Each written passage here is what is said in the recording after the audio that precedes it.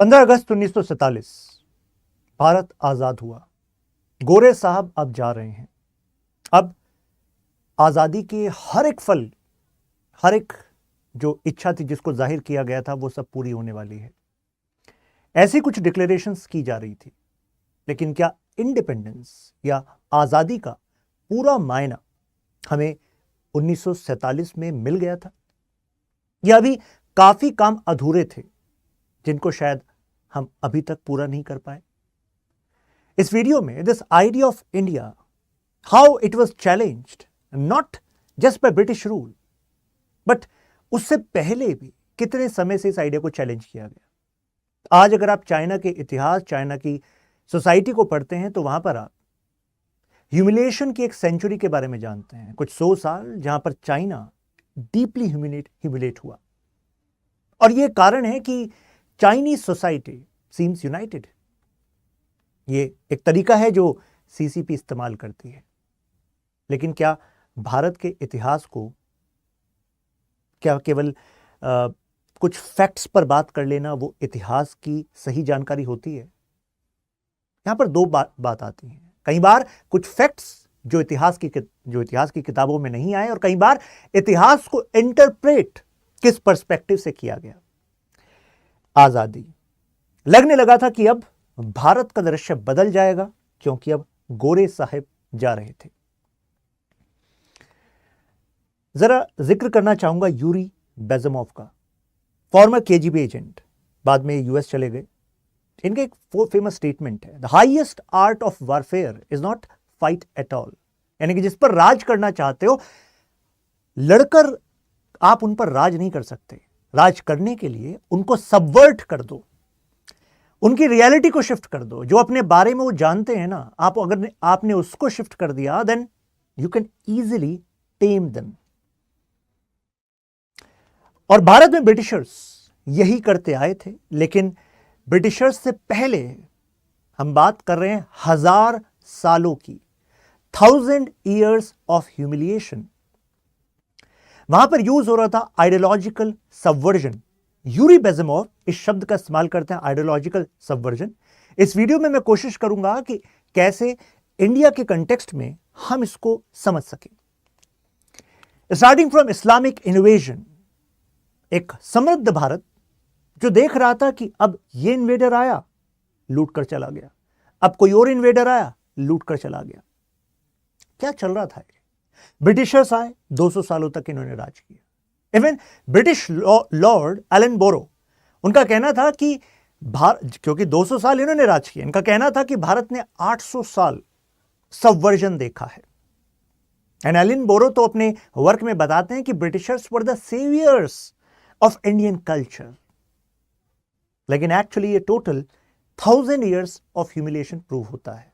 एक छोटा सा एग्जांपल, भारत के इतिहास में कई महानतम सिचुएशंस आई, but when it comes to interpretation we see only small fragments, और उसका इंपैक्ट आज तक हम देखते हैं। फॉर एग्जांपल, मैंने कहा गोरे साहब जा रहे हैं और अब सब कुछ अच्छा होगा। द साहिब वर्ड, इसका ओरिजिन हम अरबिक में देखते हैं, फिर उर्दू में साहिब शब्द देखते हैं। अरबिक में इसका मतलब होता है कंपेनियन। कहा जाता है कि जो प्रॉफिट के साथ थे, महान शख्सियतें थे कि वो प्रॉफिट के साथ हो पाए, तो साहिब। और उर्दू में साहिब जो शब्द है वो रिप्रेजेंट करता है मास्टर को, जैसे दरोगा साहिब। जैसे ब्रिटिश राज में दरोगा साहिब आ रहे हैं, और दरोगा साहिब का आने का मतलब है कि जो भारत की गरीब जनता वो कांप जाए। आज भी आप सोचते हैं ना, कहते हैं दरोगा साहिब, एसपी साहिब, ये साहिब, वो साहिब। और ऐसे पोर्ट्रे किया जाता है कि ये जो कॉन्सेप्ट्स हैं about rule by subjugation, they were always there. लेकिन आज इस वीडियो में हम कुछ इंटेलेक्चुअल चैलेंजेस आपके सामने लाएंगे कि कहीं ऐसा तो नहीं है ये आइडियोलॉजिकल सबवर्जन है। We were not subjugated by others, दूसरों ने सब्जुगेट नहीं किया हमें। We were subjugated by our own people, क्योंकि उन सब का हुआ था आइडियोलॉजिकल सबवर्जन। एक एग्जांपल देता हूं। When Britishers came to India, they funded Orientalist scholars कि जरा भारतीयों के बारे में पता करो, जहां पर राज करना है तो उसके बारे में जानकारी तो हासिल करनी पड़ेगी।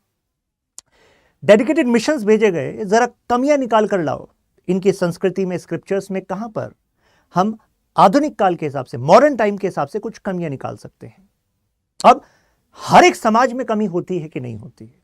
हर एक समाज में कमी होती है, हर एक कल्चर में कुछ ना कुछ कमी होती है। और कमी का मतलब है कि जब समय बदलता रहता है तो उस हिसाब से कल्चर में भी कुछ अमेंडमेंट्स होते रहते हैं, हम नई चीजों को अडॉप्ट करते रहते हैं। और इंडियन सिविलाइजेशन उन्हीं अमेंडमेंट्स पर बनी हुई, एसिमिलेशन की सिविलाइजेशन कही जाती है।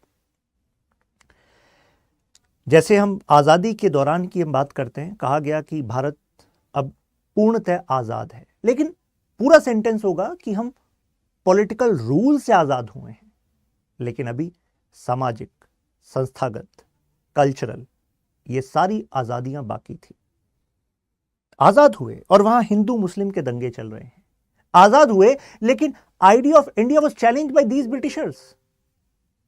Idea of India was challenged by these Britishers. Winston Churchill का कहना कि भारत एक देश है ही नहीं, एक राष्ट्र है ही नहीं भारत। और उन्होंने कहा कि देखो, जिन्ना ने अलग से मुस्लिम्स के लिए अलग से देश बना दिया, तो ये एक छोटा सा नजराना है, एग्जाम्पल है उनकी थ्योरी का कि देखो, कहा था ना भारत एक राष्ट्र नहीं है, देखो अलग हो गया, और अब देखो अब अदर भी अलग अलग होंगे। तो they were challenging the very idea of India.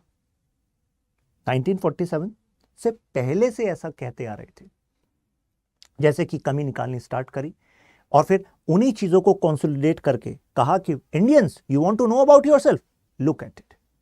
सती प्रथा, विडो रीमैरिज, ये कुरीतियां थी। और ब्रिटिशर्स के आने से पहले भी समाज के अलग अलग भागों में जो कुरीतियां हैं वो भारत के शासकों ने भी सुधारी है, लेकिन उनके कितने उदाहरण पता हैं हमें? नहीं पता। If you look at Vijayanagar Empire, you will see many social reforms which were taken there. Even if you look into Maratha Empire, you will also look at various social reforms taken under this time. लेकिन अगर हमें social reform के बारे में बताया गया तो सती प्रथा एबोलिशन एक्ट आया। ठीक है, इट वॉज गुड स्टेप, लेकिन the message it was giving was similar to ideological subversion, कि आप अपने बारे में, अपने कल्चर के बारे में नेगेटिव ही माने, जिससे कि आप दूसरे को सुपीरियर मान सके। और हमें इस बात को जान लेना चाहिए, how you see yourself is your power. How you see yourself. अगर इंडियंस अपने आप को देख रहे तो ओहो, हमारा तो वो कल्चर है, राजा आपस में लड़ते रहते हैं, ब्रिटिशर्स आ गए, ब्रिटिशर्स ने एडमिनिस्ट्रेशन को एक कर दिया। The idea of India as a nation was not a territorial idea. The idea of territories were actually a British idea, or you can say European idea. जैसे कि मैं यहां पर कोट करना चाहूंगा former national security advisor of India mister Shiv Shankar Menon को। मेनन साहब का कहना है, if South Asia has to resolve its border dispute, then they have to make boundaries irrelevant. आप कहेंगे ये क्या बात कह दी है? अगर बॉर्डर डिस्प्यूट्स को रिजॉल्व करना है तो बाउंड्रीज को इररिलेवेंट बनाना पड़ेगा। मतलब क्या है इसका? एक्चुअली बताना चाह रहे हैं, फिर उसको विस्तार से वो बता रहे हैं अपनी बुक में। वो कह रहे हैं कि देखो, हमारे यहां पर जो आइडिया ऑफ नेशन था ना, वो था cultural connections. There were many threads. Political system अलग अलग हो सकते थे, चेंज भी होते रहते थे, लेकिन that sense of commonness in Indian peninsula was there, and in between these Raj, actually there were some areas which were used as frontiers, जहां पर जो जनता होती थी वो आपस में ट्रेड करती थी, रिलेशंस रहते थे, कोई एक लाइन नहीं होती थी, यानी कि एक लमसम एरिया जहां पर इंटरमिक्सिंग है, जो ट्रांजिशनल एरिया होता था। लेकिन हम यूरोप में देखते हैं, यूरोप के इतिहास में उन्होंने 30 सालों तक अपने यूरोप को जोन ऑफ कॉन्फ्लिक्ट बनाकर रखा। धर्म के नाम पर युद्ध होते रहे, क्रूसेड्स होते रहे। आप पढ़िएगा dark history, 30 years of dark history of Europe, you will see. And in the Treaty of Westphalia 1648 they came to this conclusion, okay, चलो चलो लाइन बनाते हैं। तो we were towing that line, and how those lines were made? Those lines were made on this basis, okay, one religion, one language, और ठीक है, इस आधार पर कुछ लोग अपने ऊपर एक पॉलिटिकल यूनिट बना लेते हैं, उसको हम नेशन कह देंगे। और इसी वजह से विंस्टन चर्चिल, जेम्स मिल ये इंडिया को रिजेक्ट करते थे as a nation, because India is having so much diversity. The idea of nation in India was more than a territory. और ये बात उनको डाइजेस्ट नहीं होती थी, because it shows their ethnocentricity. जो उनकी परिभाषाएं हैं उनको वो आइडियल मानते थे और उसके बिहाफ पर अब वो गॉज करते थे, मेजर करते थे। अच्छा, तुम यहां से अलग आ रहे हो, यानी कि तुम नीचे हो। अब समय है कि हमें कुछ ऐसे आइडियाज को रिजेक्ट करना चाहिए। For example, the word saheb, I use the word saheb to pin point on this very fact that जैसे कि ब्रिटिशर्स का कहना था कि India lacked democratic culture, democratic values. लेकिन अगर India lacked democratic values, then why in our ancient scriptures the word sabhas, यानी कि council? Why in Buddhist literature the word for king is mahasammata and sammata means consensus? ऐसा क्यों है भाई फिर, अगर हमारे यहां डेमोक्रेटिक वैल्यूज इतिहास में कभी थी नहीं? डोंट यू थिंक यहां पर यूरी जो बेजमोव कह रहे हैं कि इंडिया का आइडियोलॉजिकल सबवर्जन हुआ है और इसका, इनके व्यूज का एप्लीकेशन 1000 सालों से हुआ है, मिलेनियम ऑफ सबवर्जन। तो अभी रिसेंट जो स्पीच थी मोदी जी की, तो उसमें उन्होंने ये वर्ड यूज किया, 1000 years of humiliation and it is a time that India should unite. The word is unite. Unite under one umbrella, that is India, being Indian. We were divided from the invasion's time. Ultimately लोग हम ही थे, हम ही को subvert किया गया, हम ही को मौके दिए गए। फॉर एग्जाम्पल, 1000 साल पहले की बात करें तो how you can actually expand this idea. तो 1000 सालों की बात करें तो इन्वेजन्स पहले लूट के लिए थे, लेकिन फिर लगा केवल लूट कर जाना वो छोटा है, तो ऐसे में फिर चॉइसेस दी गई, कन्वर्जन या Jimmy. If you search the word Jimmy, you will find Zimmi was a system which was imposed on non-Muslims in certain part of Indian history where they were bound to actually pay certain additional taxes. And non-Muslims means Parsis, Hindus in particular period and other communities as well. So, ये जो subversion हो रहा है, इसको आप केवल हिंदू और मुस्लिम के बाइनरी से ना देखें। अगर आप ऐसे देख रहे हैं तो आप फिर आइडिया ऑफ इंडिया को डिफीट कर रहे हैं। These were invaders who were doing this with Indian people. Division. Because Indian culture, for example, the word dharma in Indian political thought, ancient Indian political thought, धर्म का मतलब religion नहीं है। जैसे कि धर्म, आप कहेंगे सर हम गूगल करते हैं सर, और हम गूगल करके देखते हैं सर ट्रांसलेशन तो सर रिलीजन है। That's the point, that's the very point. English में हिंदी का जो शब्द है धर्म, उसके इक्विवेलेंट वर्ड रिलीजन नहीं है। रिलीजन का मतलब, जैसे वेस्ट में रिलीजन का मतलब है कि Christianity, Islam etcetera, so they actually see all other way of life in a similar manner, but the word dharma here represent duty. Dharma here represent the system of anekantavada. तो इसी वजह से भारत में विभिन्न धर्मों का, विभिन्न कल्चर का वास हो सकता है, क्योंकि हम इस आइडिया में बिलीव करते हैं। And there is a huge difference between the political use of this word Hindu and the actual meaning of this word dharma और Dharmashastra, where Britishers said okay this is Hindu political thought.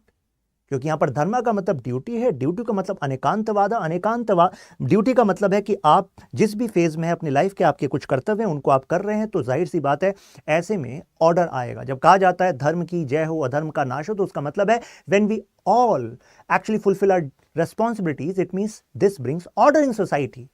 And this also talks about anekantavada, multiple truth can coexist together. आप भी सही हो सकते हैं, आपकी जीवन पद्धति सही हो सकती है, आपके विश्वास सही हो सकते हैं, हमारे भी विश्वास सही हैं, वो हमारे लिए काम कर रहे हैं। So in this kind of way of life there can not be coercion. And that is why Britishers, for example, George Tunham says that India lacked political and strategic culture. India में तो strategic culture था ही नहीं। जब पूछा गया कि what do you mean by strategic culture, तो उनका कहना था, oh India is not having strategic culture because India lacked threat assessment, India lacked use of force. अच्छा, यूज ऑफ फोर्स? तो हमारे इतिहास में कई लोग तो समझते हैं कि एक्चुअली हिस्ट्री को पढ़ने का मतलब है वॉर्स को याद करना, बैटल्स को याद करना। अब हमारे बच्चे से पूछ लो भाई, वही बताएंगे कि देखो इतने सारे बैटल्स हम पढ़ते हैं। But then they talk about, oh, India has not thought about strategic culture beyond Indian Peninsula. But when we actually place them, जब हम उनके सामने कुछ फैक्ट रखते हैं, look at Chola Empire, look at their expeditions till Indonesia, present day Indonesia, look at their expeditions till Cambodia, look at Indian trade in Arabian Peninsula. So it was not like that Indian Peninsula people were aloof. ऐसा तो आप नहीं कह सकते। तो यानी कि इतिहास को डिस्टॉर्ट किया गया। अब आइडियोलॉजिकल सबवर्जन का इस्तेमाल भारत पर कैसे हुआ? हजारों सालों से। क्योंकि यहां पर 1000 साल में मैं आपको बता दूं कि अगर मैं इस मिलेनियम को ब्रेक करूं, जिसमें कि इन्वेजन और फिर उसके बाद ब्रिटिश, तो British people were more sophisticated in their way of using ideological subversion in India। मैं रिपीट कर रहा हूं इस बात को, जो अभी लोग जुड़े हैं हमारे साथ लाइव में। आइडियोलॉजिकल सबवर्जन का मतलब है कि आपकी जो रियलिटी है, आपके जो परसेप्शन है, उसको शिफ्ट कर देना और इस तरीके से आपके अंदर विश्वास को बैठा देना आपके बारे में कि अगर आपके सामने कुछ फैक्ट्स भी आने लग जाए, आप कहेंगे नहीं मैं तो नहीं मानता, मैं तो बचपन से यही पढ़ा हुआ हूं, मुझे तो यही बताया मेरे टीचर्स, मेरी बुक्स में भी यही है, मैंने तो हर जगह ही जाना है। तो it means the ability to have critical reasoning is also subverted। अब इसमें टूल्स यूज किए जाते हैं, कहां यूज किए जाते हैं? एक एजुकेशन पे, change their education. For example, Lord Macaulay report, look at charter act 1813, 1 lakh rupees were allotted for education। were they allocated for good of Indians? No। Point क्या था भाई? पॉइंट ये था कि हमें ऐसे भारतीय चाहिए जो ब्रिटिश राज में काम कर सकें, ब्रिटिश राज के काम आ सकें। तो जाहिर सी बात है हमें ऐसे लोग चाहिए जो ब्रिटिश राज की तारीफ कर सकें।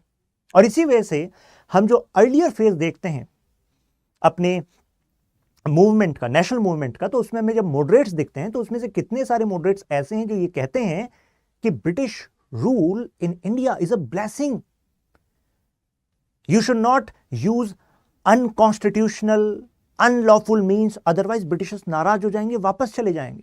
ऐसे कमेंट्स मिलते हैं आपको। तो ये क्या है? Ideological subversion. Use education as a tool, then change the institutions, tell Indian people that you are not having modern institutions, आपके पास क्या ही है। तो ऐसे में what you need institutions which are made by Britishers। They made bureaucracy so strong that this Sahib culture, master culture was continuing। और आप सबको पता है कि मास्टर जो है वो कभी सब्जेक्ट्स, जब वर्ड आ गया मास्टर, तो मास्टर वर्ड का एंशिएंट आप ओरिजिन देखेंगे एंशिएंट ग्रीस में, तो it is based on classification of society into two, that is master and slave. तो slaves are like their property, तो साहिब और बाकी सब्जेक्ट्स। तो ऐसे में जो इंस्टीट्यूशंस हैं सिविल सोसाइटी, जैसे कि मीडिया, जैसे कि फैमिली, जैसे कि रिलीजन, इसी वजह से रिलीजियस, फॉर एग्जांपल मिशनरीज का इस्तेमाल किया गया, आना आसान किया गया, ह्यूमैनिटेरियन वर्क किया गया। ह्यूमैनिटेरियन वर्क कुछ ऐसे चीजें होती हैं, देखिए हमेशा आइडियोलॉजिकल सबवर्जन में ब्लेंडिंग टेक्निक का इस्तेमाल होता है। आप 10 चीजें इतनी जबरदस्त करो कि हर कोई कहे वाह इसकी तो बहुत जरूरत थी, आप कल्याणकारी आत्मा है, लेकिन उसके पीछे से आप कुछ चीजें ऐसी करो जिसका काम उनको सबवर्ट करने के लिए है कि वो अपने कल्चर के बारे में, अपने बारे में चीजों को अब अलग तरीके से देखने लग जाए। This is blending technique. आप जाहिर सी बात है क्लियरली हर भारतीय के खिलाफ एकदम से हो जाएंगे तो भारतीय आपको एक्सेप्ट कैसे करेंगे? तो एक्सेप्टेंस के लिए आप फैमिली का भी इस्तेमाल करते हो, रिलीजन का भी इस्तेमाल करते हो, आप उस समाज के इंटेलेक्चुअल क्लास का इस्तेमाल करते हो। इन सब को मिलाकर हम कहते हैं आइडियोलॉजिकल एपरेटस, यानी कि आप ब्रिटिश विचारधारा को आम जनता के अंदर बैठा देते हो कि देखो तुम्हारे इतिहास में क्या है, राजा आपस में लड़ रहे थे, हम आ गए। अच्छा जी, इससे पहले तो इंडिया था ही नहीं। अच्छा, द मीनिंग ऑफ इंडिया क्या केवल पॉलिटिकल था? नहीं, आपके हिसाब से तो टेरिटोरियल पॉलिटिकल ही मीनिंग होता है नेशन का, लेकिन हमारे लिए अलग मतलब था इंडिया का। तो कहने का मतलब है इन एपरेटिस का इस्तेमाल, फिर इकोनॉमी का इस्तेमाल। एक ही तरीका है, पहले तो उनको शिफ्ट करो, ठीक है, उनके विचारों को, और उसके बाद उन्हें डिपेंडेंट बनाकर रखो। डिपेंडेंट कैसे बनाओगे? जब आप उनकी इकोनॉमी को एक्सप्लॉइट करोगे। अभी मैं कई मैकेनिज्म के बारे में बताने वाला हूं। जरा देखिए मिस्टर मिल का क्या कमेंट था। उनका कहना था कि जो नॉन यूरोपियन सोसाइटीज हैं उनमें कोई रियल हिस्ट्री है ही नहीं, इनका इतिहास है ही नहीं, हमारा इतिहास ही नहीं है। इनका कहना है कि इंडियन सोसाइटी चेंजलेस थी, अगर ब्रिटिशर्स ना आते तो जैसा चल रहा था वैसे ही चलता रहता, कुछ सुधार ही ना आता। ओके, कह रहे हैं अब, लेकिन इनका जो आइडिया है, मैं इसमें ज्योग्राफिक डिटर्मिनिज्म देखता हूं। ज्योग्राफिक डिटर्मिनिज्म का मतलब है, इनका कहना था कि देखो इंडिया ना, क्योंकि इसमें ज्योग्राफिक अलग अलग है, मतलब टोपोग्राफी अलग है, मौसम अलग है, तो आप सबको पता है कि मौसम के हिसाब से फिर हमारा स्किन कलर अलग होता है, हमारा खान पान अलग होता है, और उसी हिसाब से हमारे कुछ अलग रिचुअल्स, ट्रेडिशंस भी बनते हैं। इस हिसाब से कह रहे थे कि no, there is no India, right. और इनका कहना था कि ज्योग्राफी ऐसी है कि इंडिया तीन तरफ से तो एक्चुअली समुद्री रास्ते हैं, और एक तरफ से आपके हिमालयाज हैं, केवल जो नॉर्थ वेस्ट वाला पार्ट है, यानी कि अफगानिस्तान वाला एरिया, केवल वही से इस पर आक्रमण होते रहे। तो जनरली इंडिया जो है वो पैसिफिस्ट ही रहा, क्योंकि ज्योग्राफी ऐसी है, तो उससे ज्यादा कुछ एक्सपेंड हुआ नहीं। तो इनके हिसाब से अगर एक्सपेंड होता है तभी कोई सिविलाइजेशन बढ़ती है। लेकिन आपको नहीं लगता कि सिविलाइजेशन को अगर आप थोपते हैं, एक्सपेंड करते हैं, जरूरी नहीं कि सिविलाइजेशन तभी प्रिजर्व हो, right? So civilization can be preserved if civilizational values are actually practically applicable in every possible time. और इंडियन सिविलाइजेशन की ब्यूटी है कि एंशिएंट टाइम तक, एंशिएंट से मॉडर्न तक वी सी अ कंटिन्यूटी। बीच में हमने सब्जुगेशन देखा, लेकिन कहीं जैसे कहते हैं ना कि अगर किसी आग को बुझाया जाए तो भी फिर छोटे छोटे अंगारे रहते हैं। जेएस मिल का कहना था कि actually democracy is not made for India, he was a reluctant diplomat. इनका कहना था कि India is a barbaric society, वहां पर कैसे ही डेमोक्रेसी लाई जाएगी, these people are not aware of democratic ideals. इस पर एक्चुअली बयान आया था, इसका काउंटर आया था कि डेमोक्रेसी केवल तभी नहीं आएगी जब लोग तैयार हों। डेमोक्रेसी का काम है लोगों को तैयार करना। Democracy should go at every door of India, then only people can be empowered. तो इनका काउंटर आया, इन्होंने कहा नहीं, सक्सेसफुल नहीं होगी। सक्सेसफुल डेमोक्रेसी है आज इंडिया, राइट? तो कॉलोनाइजर्स का कहना था कि देखो ये तो व्हाइट मैन का बर्डन है, हमने इंडस्ट्रियलाइजेशन किया, हम समृद्ध हैं, लेकिन हम चाहते हैं कि तुम भी सुधरो। तो देखो कितना सारा भार अपने ऊपर हम लेकर चल रहे हैं। तो this was a theory of justifying their colonial rule, so that even aboriginal people, यानी कि जो लोग थे अदर एरियाज के, वो भी बाहें फैलाकर इनका इंतजार कर रहे थे, अरे आइए, आपके द्वारा ही तो हमारा उद्धार होगा। सो हमेशा ध्यान रखिएगा कि कोई भी पावर जब किसी दूसरे एरिया पर अपनी हेजेमनी को स्टैब्लिश करती है, तो उसके लिए subversion of those people in their mind is necessary, so that they can think कि आप तो भाई वेलफेयर ही करेंगे, राइट? उनका कहना था कि जो हमने यहां पर लॉज लाए, जो आप historical background of Indian constitution में पढ़ते हैं, Morley Minto, Montagu informed and government of India act, यही हैं वो आइडियल्स जिसके आधार पर आज का भारत है। जबकि इग्नोर करते हैं कि वैदिक टाइम से ये सभा, समिति, ये शब्द डॉक्यूमेंटेड है इंडिया में। ये अवॉइड करते हैं इस बात को कि बुद्धिस्ट टाइम में महासम्मता शब्द का इस्तेमाल होता था, जिसका मतलब है सम्मति। जब यूरोप में डिवाइन राइट्स का कॉन्सेप्ट था, अब जरा ध्यान से सुनिएगा इस बात को, डिवाइन राइट्स का कॉन्सेप्ट, यानी कि राजा को ईश्वर ने अधिकार दिया अपर शासन करने का, and church was supporting that. मैं यूरोप की बात कर रहा हूं। राजा अच्छा तो देखिए ईश्वर कितने खुश हैं, राजा बुरा तो चर्च के पास गए, राजा बहुत बुरा है, क्या करें? तो बता रहा है कि देखो ऐसा है कि God want you to endure pain, तो इट्स लाइक कि you are purifying your soul. but you cannot revolt against king because king is representative of God. So this was a political tool to bring stability in their system. इन तरीकों का इस्तेमाल किया गया।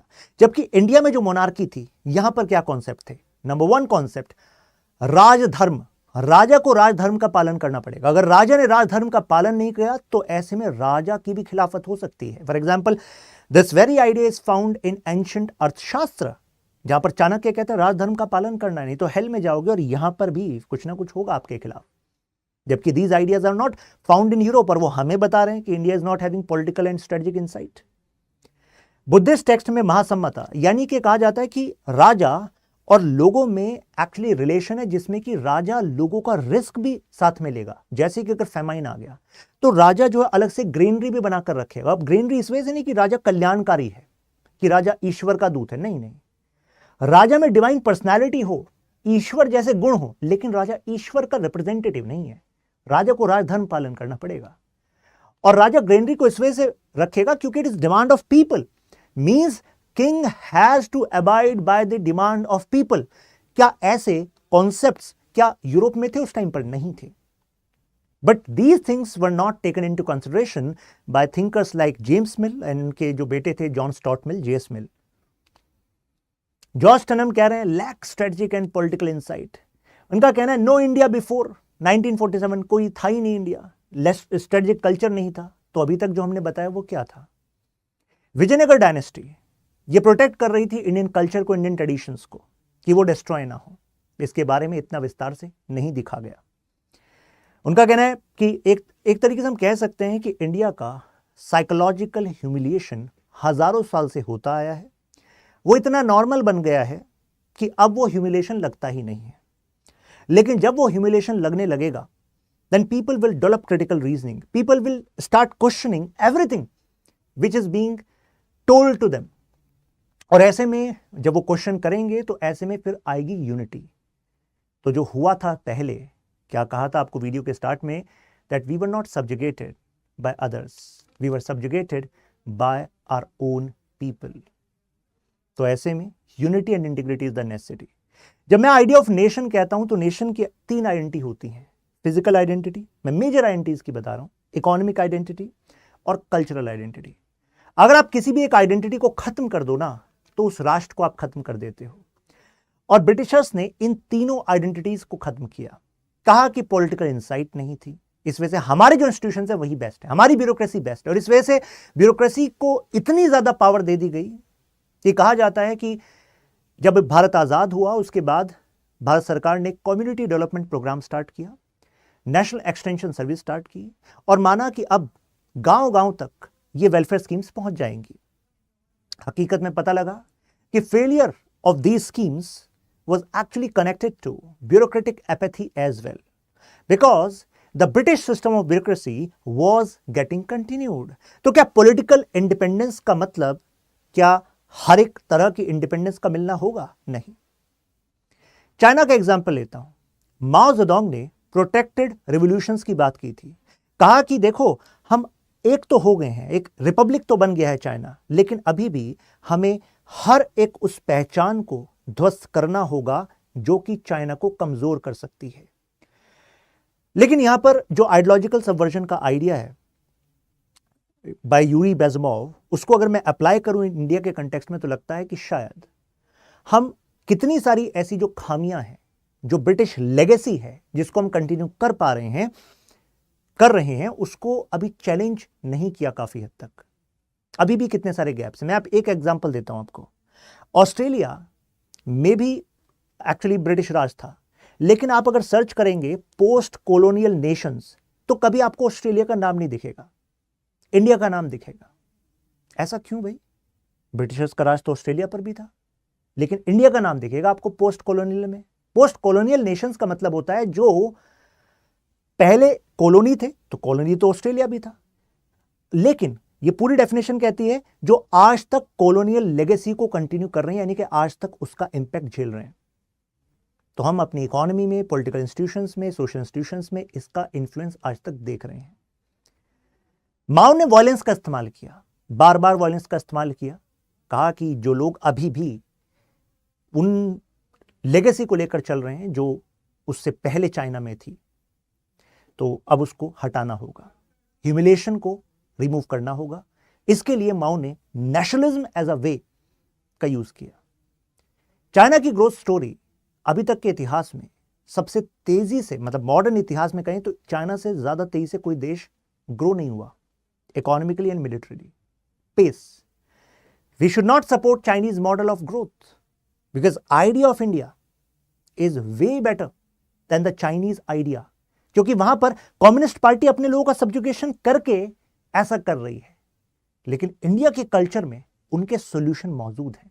ये subjugation ना हो, Sahib culture ना हो, चाहे कोई ब्यूरोक्रेट हो, चाहे प्रधानमंत्री हो, चाहे कोई सीएम हो, हर कोई जवाबदेह है, हर किसी को अपने धर्म यानी कि ड्यूटी का पालन करना है। अगर ड्यूटी का पालन नहीं करोगे you are removed, full stop.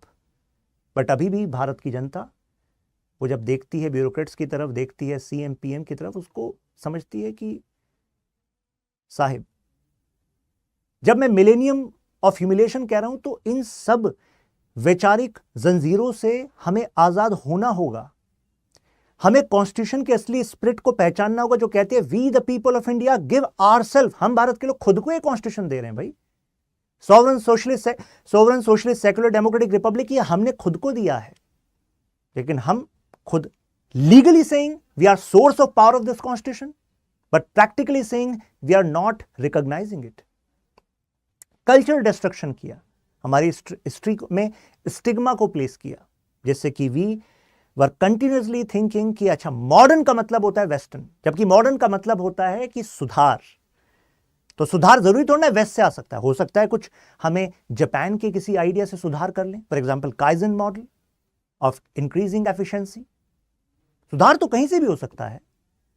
सुधार हो सकता है कि हमें अमेज़न के जंगलों में कोई जो ट्राइब है उससे एक सुधार के लिए काम कुछ चीज मिल जाए। हो सकता है फिजी के जंगल में जो वहां का ट्राइब एब्रोजिनल्स हैं उनका जो आइडिया है तलोनोवा ऑफ रिजॉल्विंग कॉन्फ्लिक्ट, अगर हम उसको अडॉप्ट कर लें, conflict resolution by taking up responsibility, कितना ब्यूटीफुल कॉन्सेप्ट है। Taking responsibility is the way to resolve any dispute. Taking responsibility not blaming. अगर इन आइडियाज को भी तो मानकर हम मॉडर्नाइज कह सकते हैं अपने आप को, क्यों कहें कि केवल westernisation is modernisation. Economic destruction किया। अब यहां पर इकोनॉमिक नेशनलिज्म में हम कंट्रीब्यूशन जानते हैं दादा भाई नौरोजी का, जिन्होंने ड्रेन ऑफ वेल्थ थियरी दी। मैंने कहा किस तरीके से वो हमें ड्रेन कर रहे हैं। अब यहां पर एक छोटा सा एग्जांपल दूंगा, काउंसिल बिल मैकेनिज्म क्या था। अगर भारत से किसी ने कोई सामान एक्सपोर्ट किया तो जो इसने खरीदा है सामान वो क्या करेगा, वो हमें पाउंड स्टर्लिंग, गोल्ड, ऐसा कुछ नहीं देगा। हमें पता है क्या देगा, एक पेपर देगा। आप कहेंगे पेपर क्यों देगा? एक्चुअली ये जो काउंसिल बिल मैकेनिज्म था, इसके तहत जो वहां का इंपोर्टर है वो आप पाउंड स्टर्लिंग जो पे करेगा वो सेक्रेटरी ऑफ स्टेट को पे करेगा। वहां जब पे करेगा तो उनके ऑफिस से उसको एक बिल मिलेगा, पेपर मिलेगा। वो पेपर जो है इंडियन एक्सपोर्टर को मिल जाएगा जो जहां से इंडिया से एक्सपोर्ट कर रहा है। अब जब इंडियन एक्सपोर्टर उस पेपर को इंडिया में देगा तो बदले में उसको इंडियन रुपीस मिल जाएंगे। और वो इंडियन रुपीस आएंगे कहां से, वो इंडिया के राजस्व से होंगे। तो क्या सिस्टम है। यानी कि यहां से करा एक्सपोर्ट, बदले में पैसा वहां से आना चाहिए था, वहां से नहीं आएगा, भारत के खजाने से ले लो तुम पैसा, बस सामान बाहर भेजते रहो। And these were the systems which Britishers used to actually maintain their hegemony. इसके थ्रू, इस पेमेंट सिस्टम के through, this is one example, right. अब हमें नए पर्सपेक्टिव्स को लाने की जरूरत है। For example Indian penal code, अभी आपने सुना होगा, अमित शाह जी की स्पीच थी, आईपीसी। हम पीनल शब्द का इस्तेमाल क्यों करते हैं, इट शोज पेनल्टी, बट हमें अब न्याय शब्द का इस्तेमाल करना चाहिए, क्योंकि कानून का पर्पस केवल पेनलाइज करना नहीं होता, जनता को दोषी ठहराना नहीं होता। कानून का पर्पस होता है कि जिससे कि व्यवस्था में न्याय आ सके, जिससे कि स्थिरता आ सके, स्टेबिलिटी आ सके। जब स्टेबिलिटी आएगी तब प्रोस्पेरिटी एंड हार्मनी आएगी सोसाइटी में। Prosperity and harmony in our society is necessary. For that, we all Indians need to unite in every possible manner. मतलब कोई और बैरियर होना ही नहीं चाहिए, जाति, धर्म, भाषा, क्षेत्र, कुछ नहीं।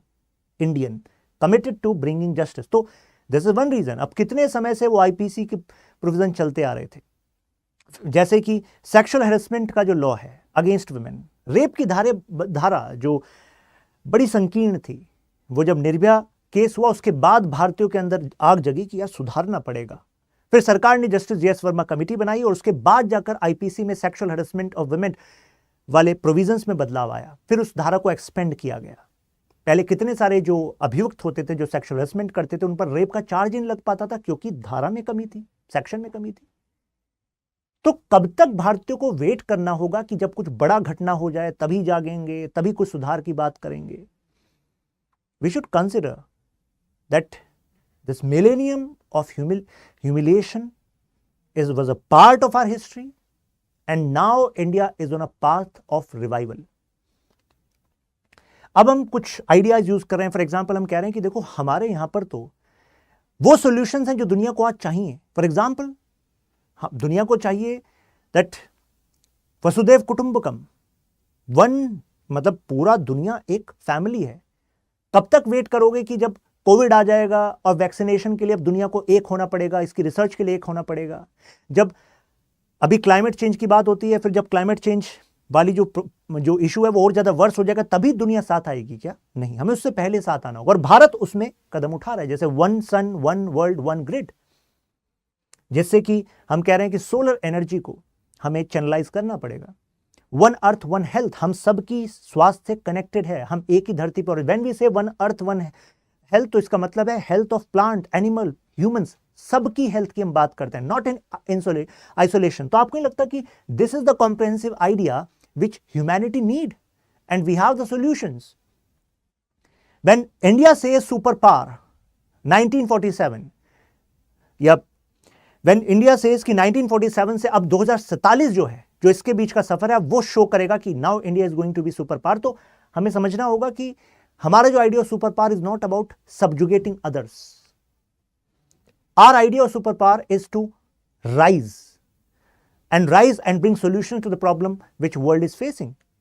और G20 प्रेसिडेंसी में हमने जो कमल का इस्तेमाल किया, क्यों किया है? जैसे मैं यहां पर कोट करना चाहूंगा हमारे former foreign secretary mister Shyam Saran ji कहते हैं कि China suffers from middle kingdom syndrome. जहां पर चाइना ऐसा देखता है हमारा ना 100 साल बहुत ह्यूमिलेशन हुआ है और अब हम अपनी जगह पाकर रहेंगे। चाइना अपने आप को केंद्र समझता है दुनिया का और इस वजह से एक्सपेंशनरी पॉलिसी का इस्तेमाल करता है। उधर ईस्ट चाइना सी में कॉन्फ्लिक्ट, इधर साउथ चाइना सी में कॉन्फ्लिक्ट और फिर इंडिया के साथ कॉन्फ्लिक्ट, हर जगह कॉन्फ्लिक्ट। एक्सपेंड करना है। इंडिया का 1000 सालों का ह्यूमिलेशन है। हम लेकिन बिलीव करते हैं उस आइडिया में जो सबके लिए बेस्ट है और हमारी राइज के लिए जरूरी है। वो क्या है? That we are like one petal of this lotus and other nations are other petals. यानी कि हम एक पेटल हैं, अदर नेशन अदर पेटल हैं। यानी कि we actually are giving the idea of equality in international political system. और जो वेस्टर्न पावर्स हैं, तो क्या ये इक्वालिटी की बात करती हैं, ये डेमोक्रेसी की बात करते हैं, लेकिन क्या इंटरनेशनल इंस्टीट्यूशंस डेमोक्रेटिक हैं? नहीं। तो we have these ideas which world needs and this is the time that they need to accept. Indian Ocean, we are focusing on Sagar initiative. हम जो इससे पहले की हमारी पॉलिटिकल सिस्टम के गैप्स हैं, for example corruption, dynastic rule, appeasement, हम इनको हटाना चाहते हैं। क्योंकि अगर आप किसी को विशेष करके you are going to treat them with special rights, saying कि इससे प्रोटेक्शन होगा, लेकिन ऐसा भी तो हो सकता है उससे कम्युनिटी सेंट्रिक मेंटेलिटी ही रह जाए। ऐसा भी तो हो सकता है उससे सोसाइटी में और डिवीजन बढ़ जाए। ऐसा भी तो हो सकता है कि आज मॉडर्न टाइम में जो परिभाषा है फॉर एग्जांपल सेक्युलरिज्म की, दैट शुड बी कि राज्य का, सरकार का अपना कोई धर्म नहीं होगा, सरकार के लिए सभी नागरिक बराबर हैं, 140 करोड़ भारतीय सभी बराबर हैं, सबके प्रति सेम कमिटमेंट है, स्कीम्स का सभी को फायदा मिलेगा, सबके प्रोग्रेस में सरकार सहभागिता करेगी। और ऐसे में कम्युनिटी सेंट्रिक जो अपीजमेंट पॉलिसी है, जिससे कि आप एक्चुअली उस कम्युनिटी को अपनी आइडेंटिटी से बाहर आकर सोचने का अवसर ही नहीं दे रहे। You have converted them in vote banks. अब हमें उस मेंटेलिटी से बाहर निकलना पड़ेगा और ये मेंटेलिटी एक्चुअली पॉलिटिकल पार्टीज इसके लिए जिम्मेदार नहीं है। बिकॉज एक बहुत ही फेमस आइडिया है एंटरप्रेन्योर मॉडल ऑफ पॉलिटिक्स। इसको कहते हैं, यहां पर एक आइडिया आता है डाल शम्टर एक्सेस। मतलब क्या, आसान भाषा में बताऊं आपको, ये कहता है कि पॉलिटिशियंस आर लाइक एंटरप्रेन्योर्स वो तो जैसी जनता वैसी पॉलिटिक्स करेंगे। अगर जनता धर्म की राजनीति, जाति की राजनीति ये करेगी तो हम तो वैसा ही करेंगे। ब्रिटिशर्स ने देखा, अरे ये तो धर्म के नाम पर डिवाइड हो सकते हैं, करते हैं जी। उससे पहले देखा, अरे यहां पर अगर हम इन पॉलिसीज का इस्तेमाल करें तो इनमें डिवीजन लाया जा सकता है जी, तो जाहिर सी बात है वो वैसा ही इस्तेमाल करेंगे। रूसो का कहना था कि हर एक समाज में वैसी क्रिमिनल्स और वैसी पॉलिटिशियन मिलेंगे जैसा कि वो समाज डिजर्व करता है। यानी कि समाज ही तो बना रहा है पॉलिटिशियंस। समाज में जैसी डिमांड होगी वैसी पॉलिटिशियंस बात करेंगे। तो अगर बात होगी डिवीजन की, बात होगी अपीजमेंट की, तो जाहिर सी बात है वही वोट बैंक बना रहेगा, कैलकुलेशन बना रहेगा।